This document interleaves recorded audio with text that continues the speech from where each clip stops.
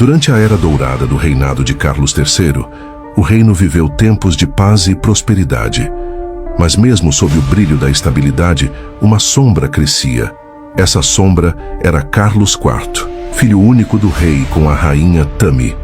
O lavrador, o rei Carlos, ele foi treinado na mata, caçando. Ele era impecável com suas vítimas. Um dos treinamentos do lavrador era junto com a sua esposa, Marinette, e o seu fiel escudeiro e amigo, Caramelo. Eles eram treinados com facão. A sua tutora cortava e escolhia um. Escolha um para botar a pata aqui enquanto eu treino com a espada. Marinette e Carlos sempre escolhia o Caramelo. Quem vai ser? Escolhe um, lavrador. Ele apontava com a pata. Esse aqui vai. É bem, a esposa dele também. Ele. Em seguida ele saiu. Ela, muito furiosa, escolheu a esposa do rei Carlos, o lavrador.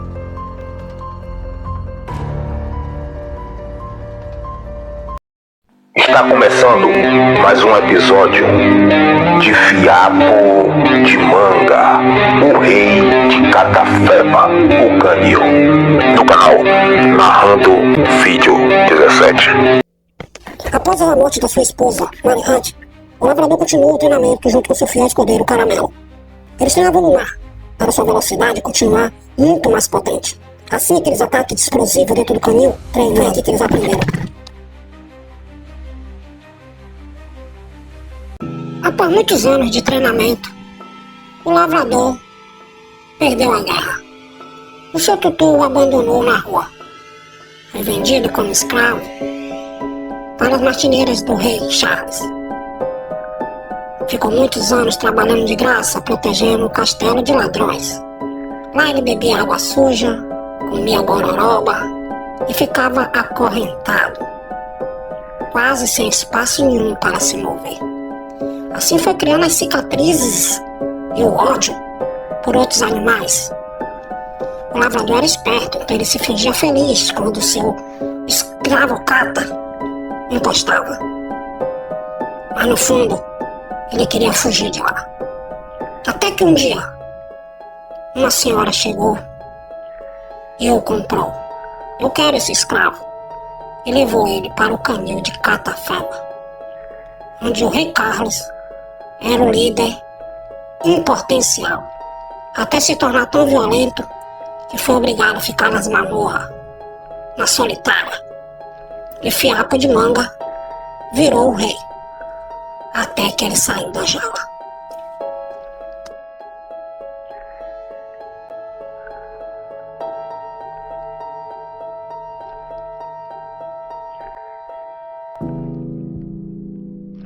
O jovem príncipe sempre fora audacioso, impulsivo e propenso à desobediência.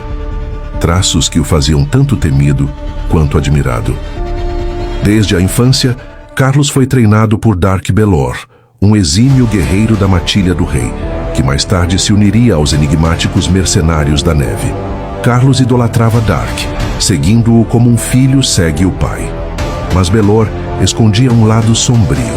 Em segredo, ele se reunia com Umbrak, líder rebelde dos Vales do Norte, conspirando contra o trono. Quando Carlos III descobriu a traição, não hesitou. Dark Belor foi banido das terras do reino. O jovem príncipe, tomado pela fúria e banimento de seu mestre, a relação entre os dois jamais seria a mesma. Dark era querido por Carlos. Anos depois estourou a Batalha dos Bravos, um confronto épico entre o rei e Umbrak. Nem Carlos nem Dark participaram do combate diretamente, mas observaram das sombras enquanto dois titãs se enfrentavam. Ao fim da batalha, ambos tombaram. Com a morte do rei, a rainha Tami assumiu o trono por um breve período até sua própria morte.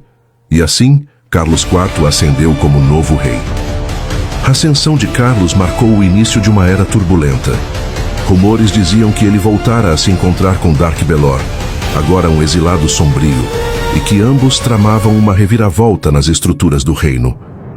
Influenciado por Dark, Carlos decretou o fim da organização Sovereign, Guardiões do Reino, e libertou os antigos rebeldes do norte que estavam aprisionados há anos. Essa decisão causou alvoroço no reino e provocou revolta entre os líderes militares leais ao antigo rei. Salt Black e Gold Bull, dois dos mais fiéis generais de Carlos III, se opuseram veementemente ao decreto. Secretamente, começaram a arquitetar um plano para depor o novo rei. Mas Carlos era astuto e implacável. Descobrindo a traição, armou uma emboscada com a ajuda de Dark Baelor, onde Salt Black foi morto em combate. Com esse golpe, Carlos consolidou ainda mais seu poder. Mas sua aliança com os rebeldes do norte e seu comportamento tirânico só aumentaram o caos. Os remanescentes da Sovereign, Rocky, Fiapo, Gold Bull, sobrevivente da emboscada, Jack Fox, Joe Fox e Sandy, reuniram forças. Eles haviam se exilado, feridos e desacreditados. Close, velho e não mais tão forte, não participou da queda do tirano. Se manteve sobre os vales esquecido. Mas a Sovereign mantinha o espírito de proteger o reino vivo. Sabiam que a matilha sofria sob o peso da tirania de Carlos. Comandando uma ofensiva audaciosa, a Sovereign atacou o Salão da Pedra, onde estava Carlos, mas também os aliados rebeldes que haviam sido libertados anos antes. A batalha foi sangrenta. Fiapo e Gold Bull lideraram a linha de frente, enquanto Jack Fox e Sandy infiltravam as muralhas internas. E Rocky e Joe enfrentaram Dark Baelor no Vale da Areia. Após horas de combate, o grupo finalmente capturou o tirano. Carlos IV foi expulso e aprisionado nas masmorras, onde ele mesmo havia trancado tantos antes dele. Seu mestre, Dark Baelor, após o combate no Vale da Areia, matou Joe Fox e, totalmente ferido na batalha contra Rocky e Joe, desapareceu nas sombras, seu destino incerto até os dias de hoje. A vitória da Sovereign marcou o renascimento do reino. Com o tirano detido e o reino restaurado, a matilha voltou a ter esperança. Mas as feridas deixadas por Carlos IV ainda sangram na memória coletiva, lembrando a todos de como a escuridão pode crescer até mesmo dentro do coração de um príncipe. E enquanto as neves do norte voltam a cair, muitos se perguntam: Dark Baelor ainda vive? E se sim, o que ele planeja agora?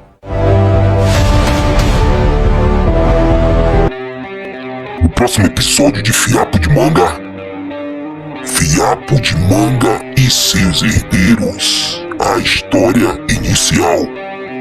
Tá vendo esse quadradinho aqui em cima? É só clicar e vai diretamente para lá. Para a continuação do outro vídeo de Fiapo de Manga.